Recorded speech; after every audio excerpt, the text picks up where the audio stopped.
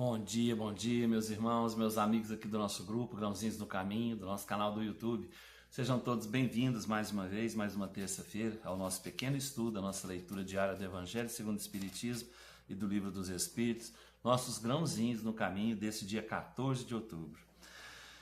Estamos aqui no capítulo 11 do Evangelho, amar o próximo como a si mesmo, caridade para com os criminosos. Um homem está em perigo de morte. Para salvá-lo é preciso expor a vida, mas sabe-se que esse homem é infeliz e que se ele escapar poderá cometer novos crimes. Deve-se, malgrado isso, se expor para salvá-lo? Esta é uma questão muito grave e que pode se apresentar naturalmente ao espírito. Responderei segundo o meu adiantamento moral, uma vez que se trata de saber se se deve expor a própria vida por um malfeitor. O devotamento é cego, socorre-se o inimigo. Deve-se socorrer o inimigo da sociedade, numa palavra, um malfeitor. Credes que é somente à morte que se vai arrancar esse infeliz? É talvez a toda a sua vida passada, porque pensai nisso, nesses rápidos instantes que lhe arrebatam os últimos minutos da vida. O homem perdido volve sobre a sua vida passada, ou antes, ela se ergue diante dele. A morte talvez chegue muito cedo para ele. A reencarnação poderá ser terrível. Lançai-vos, pois, homens, vós a quem a ciência espírita esclareceu.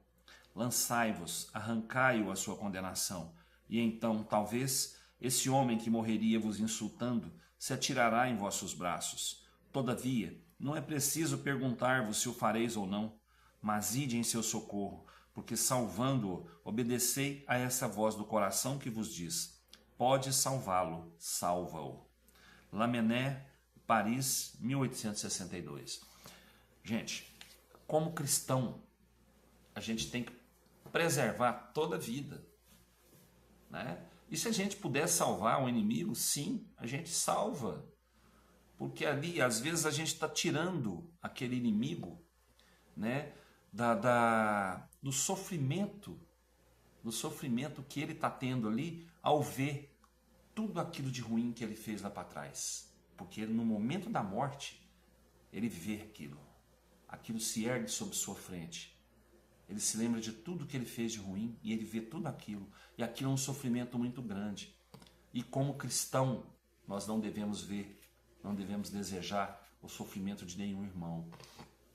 Mesmo que ele seja, aqui como a leitura falou, um inimigo da sociedade, né? Quem sabe ali naquele momento a gente está transformando aquela pessoa, aquele espírito, dando a ele uma nova chance de se recuperar. A gente está fazendo ali uma transformação moral naquele ser, naquele espírito. Então, como cristão, nós temos sim que praticar a lei de amor ao próximo, a lei de caridade. Então, se nós tivermos oportunidade sim de salvar uma vida, nós temos que fazer esse salvamento. Porque isso nós vamos atender o nosso coração. O nosso coração fala, nosso íntimo fala para salvar. Então vamos salvar, vamos tentar salvar, né? Mesmo que a gente coloque a nossa própria vida em perigo. Vamos salvar, vamos fazer um ato de caridade. Vamos tentar transformar um futuro incerto, um futuro, vamos falar incerto? Não, né? Um futuro sofrido em um futuro mais em condições de ser passado. Vamos fazer nossa parte. Vamos ser cristãos. O Livro dos Espíritos traz para a gente hoje a questão 981. Há para o estado futuro do espírito uma diferença entre aquele que em vida teme a morte e aquele que a vê com indiferença e mesmo com alegria?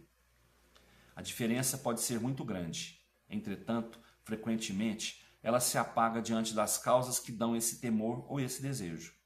Quer a tema, quer a deseje, pode-se estar movido por sentimentos muito diversos, e são esses sentimentos que influem sobre o estado do espírito.